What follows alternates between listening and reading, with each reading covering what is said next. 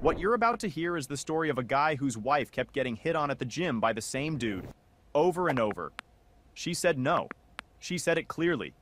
She said it more times than anyone should have to. And this guy, we're calling him the regular, just kept showing up, kept pushing, kept touching. So her husband did what any calm, calculated man would do. He watched, he documented, he filed. And when the regular thought the rules didn't apply to him, he found out they absolutely did. This one builds slow, but the payoff is worth every second. My wife's gym. Harasser laughed when I told him to stop. He stopped laughing when he got banned, then a restraining order. My name's Nate, and I work as an operations analyst at a regional bank. Not glamorous, not exciting, but it pays the mortgage and I'm good at it. I spend most of my day looking at spreadsheets and flagging stuff that doesn't add up. Patterns. That's what I do. I find patterns. And I'm telling you this because it matters later. My wife Jess and I have been together for 9 years, married for 6. She's an early riser. Always has been. Her alarm goes off at 5:15, and she's at the gym by 5:45 4 days a week, Monday, Tuesday, Thursday, Saturday. She's been going to the same place, this mid-sized gym about 12 minutes from our house, for almost 3 years. She knows the staff. She knows the regulars. She's got her routine down to a science, and she likes it that way. I go to the same gym, just later. I usually hit it around 6:30 in the evening after work. We don't overlap. We never have. Jess does her thing in the morning, I do mine at night, and it works. So about 4 months ago, Jess comes home from her Tuesday morning session and mentions, almost like an afterthought, that some guy at the gym tried to chat her up. She said he was being friendly at first, asked if she needed a spot, made small talk about the playlist. She told him she was married, showed him the ring. She always wears it, even at the gym. I honestly wish she'd leave it in the car, but that's a whole other thing, and figured that was that. It wasn't. By the following Thursday, he was back. Same approach, asked her what she was training. She gave him a one-word answer and put her earbuds back in. He hung around for another minute, then drifted off. Jess told me about it, but didn't seem too bothered. She said he was probably just lonely and bad at reading signals. I said, okay, but keep me posted. I didn't think much of it at that point. Honestly, gyms are full of guys who try to strike up conversations, and most of them take the hint after a clear rejection. I figured this was one of those situations. Awkward, a little annoying, but over. The next week, same thing. He found her during her warm-up on the bikes, started talking again. This time she was more direct. Told him she wasn't interested in conversation, that she was here to work out, and that she'd already told him she was married. He held up his hands like, whoa, I'm just being friendly, and walked away. Classic move. You know the type. Act like the other person is overreacting so they feel guilty for having a boundary. I asked Jess if she could describe him, just so I had a picture in my head. She said mid-30s, average height, brownish hair, always wearing the same rotation of tank tops like he bought a six-pack of them at Costco. No tattoos she could see. Nothing distinctive. Just a guy. The kind of guy you wouldn't notice in a grocery store. Now here's where I should explain something about Jess. She's not someone who needs rescuing. She's handled creeps before. She's handled pushy people at work. She's handled her own family drama without flinching. She's tough. And she wanted to handle this herself, which I respected. Completely. I wasn't about to storm in there and make a scene on her behalf when she didn't ask me to. But the pattern was forming. Week 4. He waited for her near the water fountain. Not working out. Not filling a bottle. Just standing there like he was waiting for a bus that only comes when Jess walks by. She walked past him and he said something like, "You look amazing today." She didn't respond. Kept walking. He followed her. Not closely, but he moved to a machine near wherever she went. Twice during that session. She'd switch to a different area and within a few minutes he'd wander over to something nearby. Not directly next to her, but close enough that it was obvious. Jess told me this one a little differently. She wasn't dismissive anymore. She was annoyed. Really annoyed. She said she'd actually cut her workout short by about 15 minutes because she couldn't focus. She said she felt like she was being watched and that it was throwing off her whole routine. That word, watched, it sat with me for the rest of the night. I was still thinking about it when I went to bed. I'm a light sleeper anyway, always have been. and I kept running through scenarios in my head. What if he does it again? What if he gets more aggressive? What if she's downplaying how uncomfortable she actually is because she doesn't want me to worry? I asked if she wanted me to come with her next time. She said no. She said she'd talk to the front desk if it happened again. I said okay, and I meant it. I wasn't going to push. Week 5, he didn't show. Jess thought maybe he'd moved on or switched gyms. I honestly hoped so. We didn't talk about it much that week. We had a dinner at her sister's house on Saturday. Her sister makes this insane baked ziti, by the way. Like, aggressively good. The kind where you go back for thirds and feel no shame. And the whole gym thing kind of faded into the background. Then week 6 hit. Jess came home on a Tuesday, and I could tell something was off. She was quieter than usual. She didn't stretch in the living room like she normally does. She just went straight to the shower. I gave her some space, then asked over breakfast. She told me he was back, and this time he'd touched her. Put his hand on her lower back while she was doing cable rows and said something about her form being off. She stepped away. He laughed it off like it was nothing. She said, "Don't touch me," loud enough that a couple people looked over. He raised his eyebrows and said, "Relax, I was trying to help." I'm not going to pretend I was calm when she told me that. I was furious. My jaw was tight. My hands were flat on the table. And for about 10 seconds, I didn't say anything because I didn't trust what was going to come out of my mouth. But I didn't blow up. I sat there and I listened. Jess said she went to the front desk after it happened, but the manager wasn't in yet. It was barely 6 a.m. So she talked to the kid working the counter, who said he'd pass it along. Real reassuring. I told Jess I wanted to adjust my schedule. I said I'd start going in the mornings with her. Not to hover, not to play bodyguard.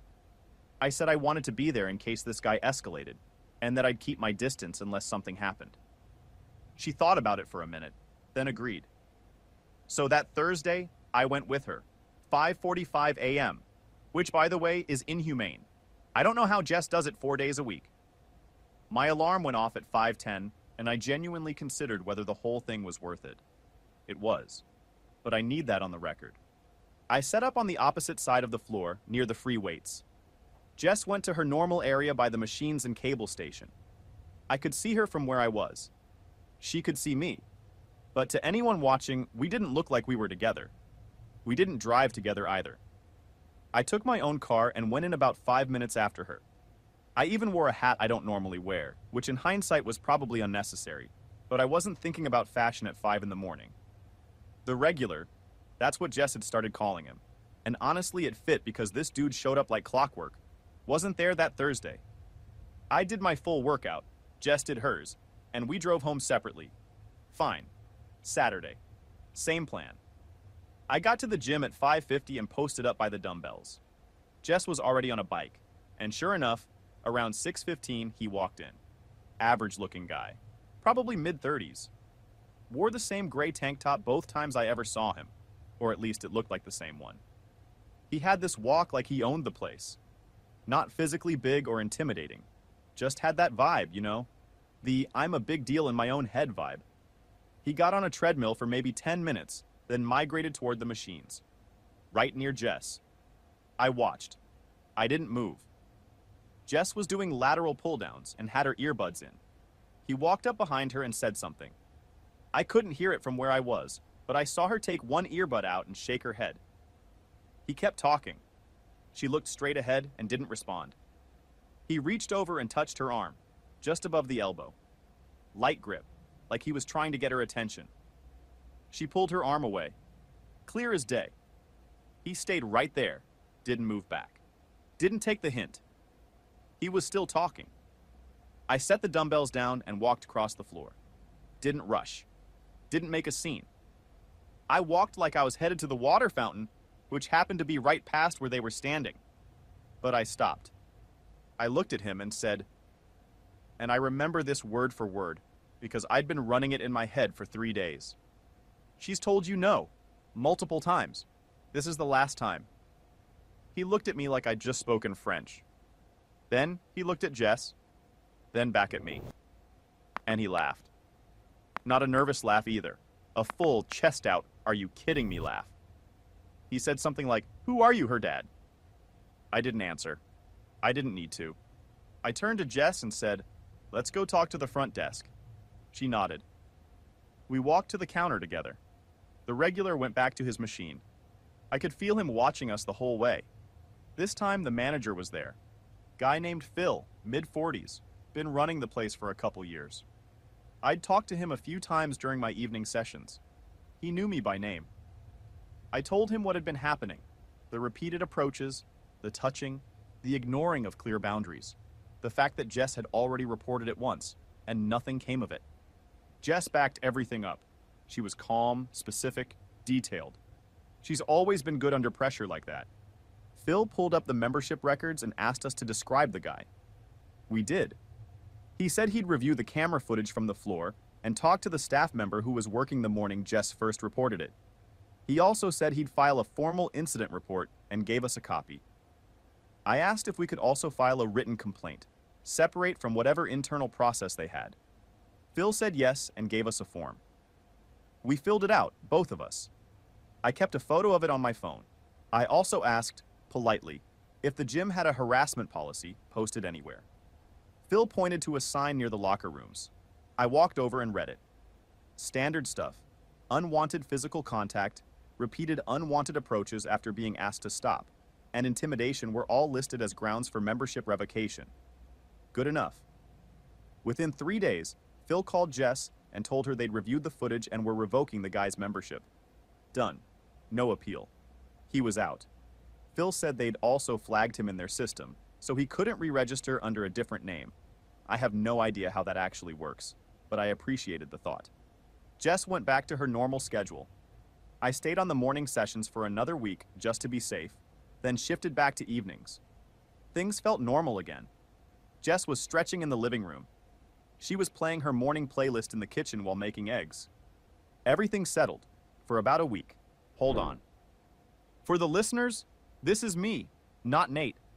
I gotta jump in here because I need someone to explain to me how a grown man gets told no by a woman 6 or 7 separate times, and his brain goes, yeah, but what if I try again? That's not confidence. That's a firmware glitch. This dude is running on Internet Explorer. He's the human version of a pop-up ad you can't close. You keep hitting the X and he just reloads in a new tab. And then. He laughed when the husband showed up. Laughed. My guy, you're about to get your membership revoked and you're doing open mic night. Keep listening. It was a Wednesday evening. I just finished my workout, back and biceps, nothing special, and was walking to my car in the parking lot. It was about 7:45, still a little light outside. And there he was. The regular. Sitting on the hood of a car 2 spots away from mine. Not his car. Someone else's car. Just sitting there, looking at his phone. I stopped walking for a second. He looked up, and there was this moment, maybe 2 seconds, where we just stared at each other. He didn't say anything. He didn't move. He just looked at me with this expression that I can only describe as flat.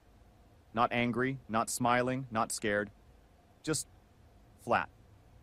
I got in my car and drove home. Didn't say a word to him. But the second I pulled into my driveway, I texted Jess and told her what happened. She didn't panic. She's not a panicker.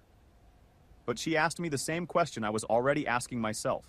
Why was he there? His membership was revoked. He had no reason to be in that parking lot. And how did he know which car was mine? Or did he?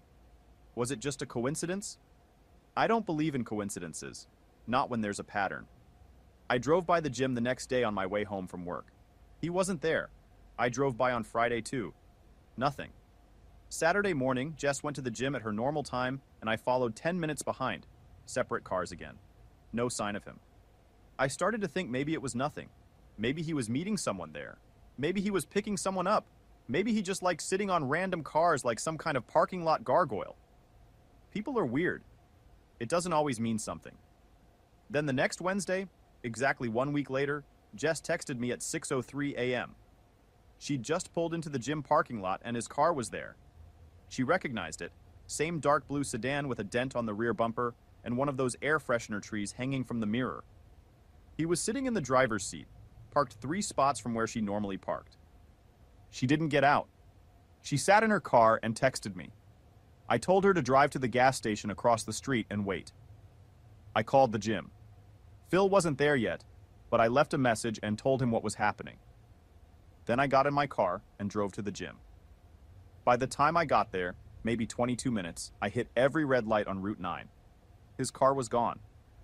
Jess was still at the gas station. I picked her up. She was fine, just irritated, and we went home. That was it for me. I was done waiting. I sat down at the kitchen table with my laptop and did what I do best.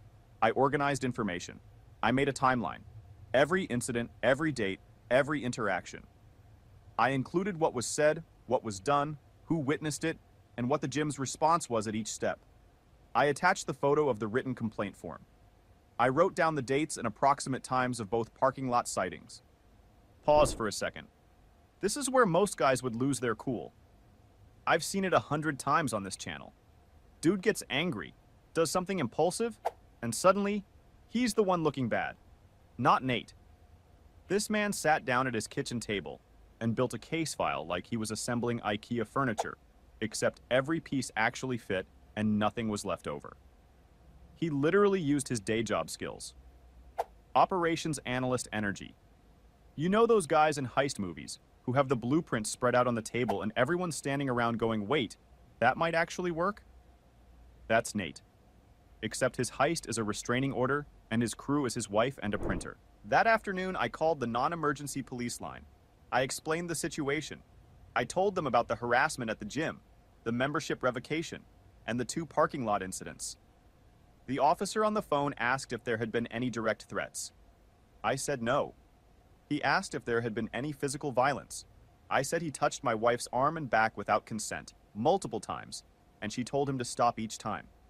He said they could send someone out to take a statement, or I could come to the station. I went to the station, brought the timeline, the complaint form photo, and Jess. She gave her own statement. I gave mine. The whole thing took about an hour and a half, which felt long, but the officer we talked to was decent. Asked good questions, listened, took notes, didn't dismiss anything. He read through the timeline I'd made and actually commented that it was one of the most organized complaints he'd seen. I told him I do this kind of thing for a living, just with different data. He almost smiled at that. He said based on what we'd described, there might not be enough yet for an arrest, but that the pattern of behavior, especially the parking lot appearances after being banned, gave us a strong basis for a civil restraining order. He also said if the guy showed up again, to call 911 immediately and reference the report number. He gave us his card and said we could reach out if anything else happened before the court date. We went home. I looked up the process for filing a restraining order in our state. It's not as complicated as I expected. Mostly paperwork, a filing fee, and then waiting for a hearing date.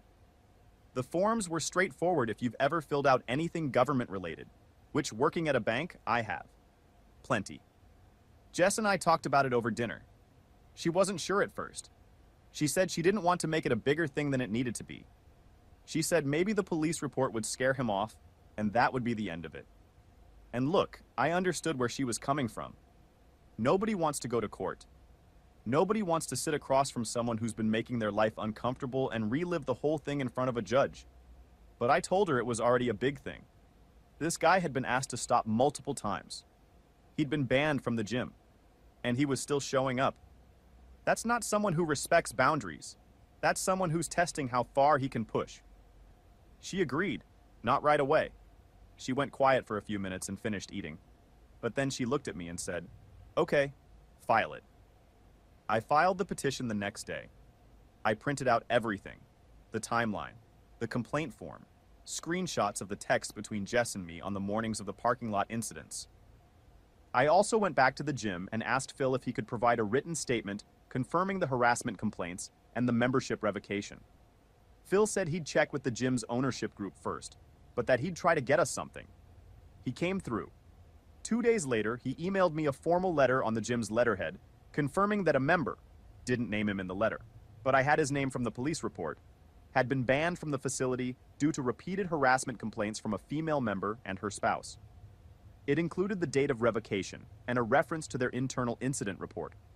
I attached everything to the petition and submitted it. Anyway, the waiting part was probably the hardest. You file the paperwork and then you just sit there. The court has to schedule a hearing. The other party has to be served. And meanwhile, you're just living your life hoping this dude doesn't show up at your house. Jess went back to her morning sessions, but she started going at 6:15 instead of 5:45. Said she wanted to make sure more people were around. I went with her on Saturdays.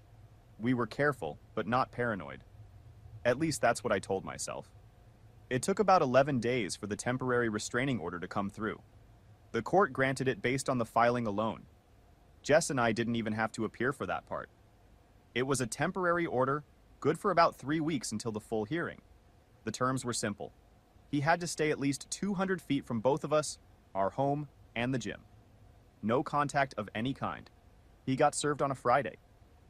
I know because the process server confirmed it, and I got a notification from the court. Yo, timeout. Can we talk about the fact that this guy got banned from a gym, for being a creep, and his move was to start doing stakeouts in the parking lot? That's not, I'm just in the area behavior. That's Netflix documentary behavior. Most people get banned from a gym and they go find another gym. Or they buy a Peloton, or they do push-ups in their living room like the rest of us during 2020. But no. The regular decided to go full surveillance mode in a parking lot, like he's auditioning for a reboot of Creep starring himself. And spoiler, he didn't get the part. What he got was paperwork. Sit tight. The full hearing was about 3 weeks later. Jess and I both appeared. We had a lawyer, Jess's cousin actually, corporate law mainly, but he knew enough family law to walk us through the process, and he did it as a favor. We took him and his wife out to a really nice Italian place afterward to say thanks. I had this ridiculous mushroom risotto that I'm still thinking about, honestly. The regular showed up with no lawyer. That surprised me.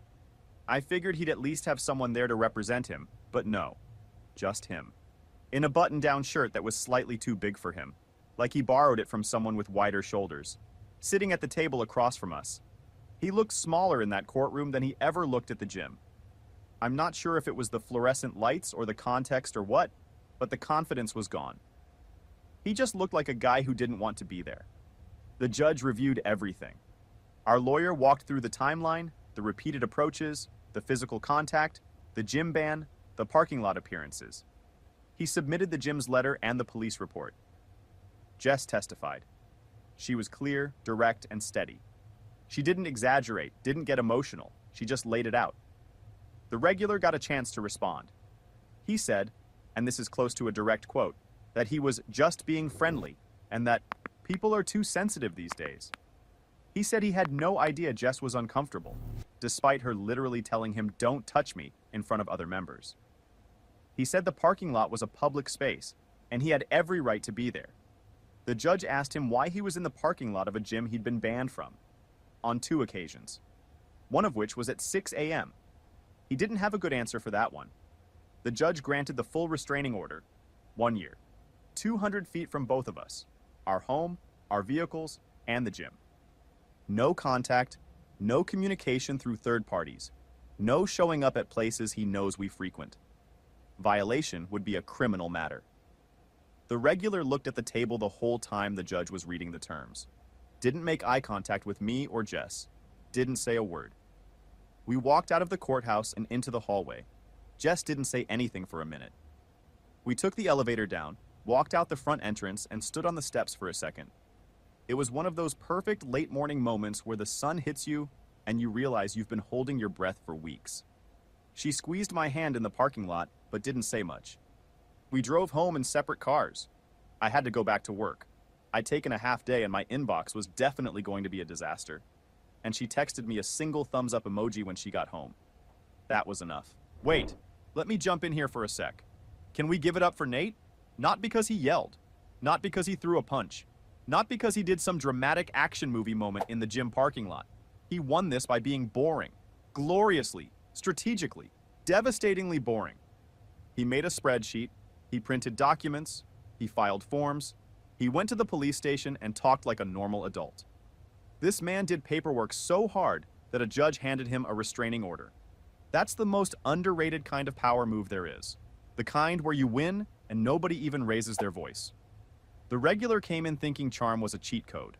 Turns out it doesn't work when someone knows the actual rules. Final update. It's been about 5 weeks since the restraining order was granted. No sightings, no contact, no parking lot cameos. The gym's been quiet. Jess is back to her 5:45 schedule, and she says she actually looks forward to it again, which is something she hadn't said in a while. I shifted back to my evening sessions about 2 weeks after the hearing. Felt weird being back on my old schedule, honestly, like readjusting to a time zone after a long trip. The first night I walked in around 6:30, the gym was half empty the way it always is on a Tuesday evening, and it felt like a different planet compared to the 5:45 crowd. Phil gave me a nod the first night I came in, didn't say anything about it, just a nod. I nodded back and went to the squat rack. That was that. A couple of the morning regulars, the real ones, not him, apparently asked Jess if everything was okay after they noticed the guy disappeared. She just said he was no longer a member and left it at that. One of the women on the morning crew, a lady named Carol who's been going to that gym since it opened, told Jess she'd noticed the guy following her around weeks ago and almost said something herself. I kind of wish she had. But I also get it. Nobody wants to get involved. Things at home are good. Normal. Jess still makes fun of me for going to the police station in basketball shorts because I'd come straight from the gym and didn't think to change. She's got a point. I looked ridiculous sitting in that plastic chair with my gym bag between my feet giving a statement about harassment. Not my finest visual moment. I've thought about whether we did the right thing. Not filing the restraining order, I'm certain about that. But the timing. Should I have stepped in earlier? Should I have gone to the gym with Jess after the first or second incident instead of waiting until she asked? I go back and forth. Jess says no, that she needed to handle it herself first, and that my stepping in when I did was the right call. I trust her judgment. But there's a part of me that wonders if those weeks of letting it play out were weeks she shouldn't have had to deal with. I still drive by the gym on my way home sometimes, even on days I don't work out. Just glance at the parking lot. Haven't seen the blue sedan? I probably won't stop doing that for a while. Maybe that's paranoid. Maybe that's just what happens when someone messes with the person you care about most. I don't know. One more thing.